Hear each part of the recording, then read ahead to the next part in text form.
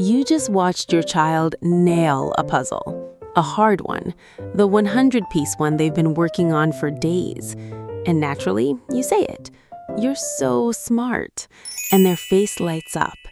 It feels perfect. It feels like good parenting. But here's something that might surprise you.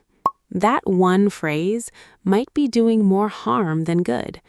Not because you're wrong to praise your child, but because the type of praise you give directly shapes how they handle failure and what they believe about themselves when things get hard. Today, we're talking about something called the praise trap and how to get out of it, not by saying less, but by saying better. Before we get into it, quick question.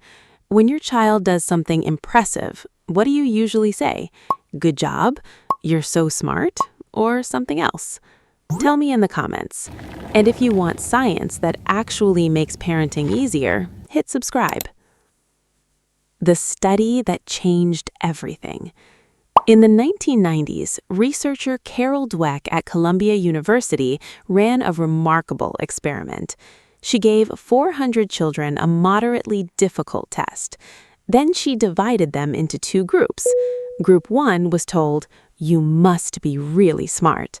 Group 2 was told, "You must have worked really hard."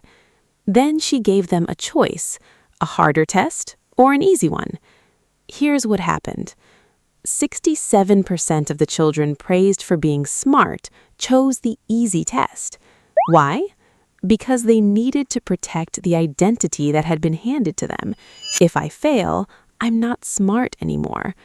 But the children praised for their effort, 90% chose the harder test because their identity wasn't fragile.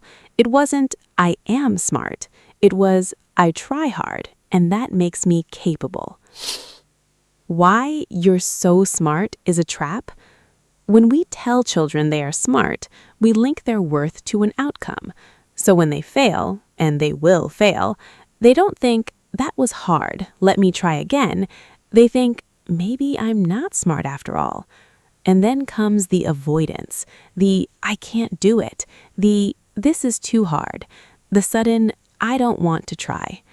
That is a child protecting themselves from evidence that might disprove their identity, not laziness, not stubbornness, but self-protection. So how do we break this cycle? Here come 3 simple, actionable steps you can start using today to rewire how your child thinks about success and failure. The first 2 will completely change your daily language, and the third is a total game changer that gives them an actual tool for life. Let's start with the foundation. Step 1. Process praise. Here's the fix, and it's simpler than you think. Stop praising the outcome. Start praising the process. Instead of, you're so smart, say, I love how you kept trying even when it got hard. Instead of, you're a natural at this, say, you've been practicing and it's really showing.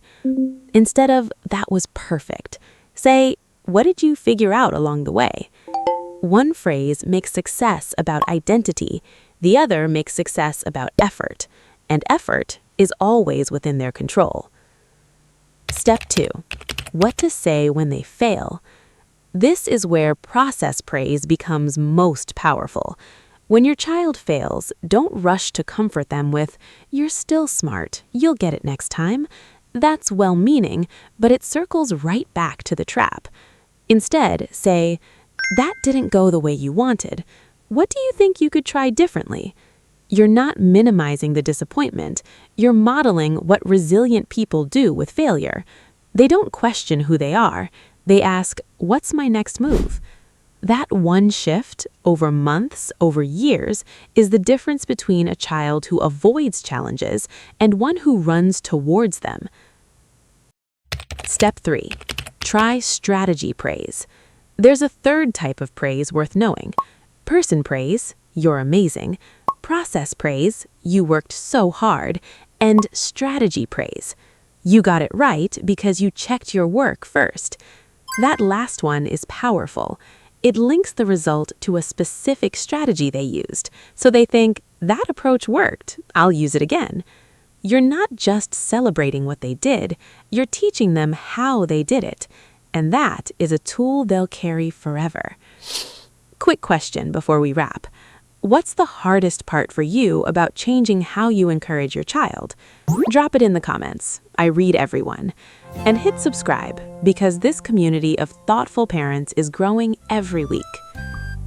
One small shift in what you say after a win can completely change how your child handles a loss. That is the power of the right kind of praise. Try process praise today and watch what it does. Because when you understand the behavior, you stop fighting it and you start guiding it. See you in the next video.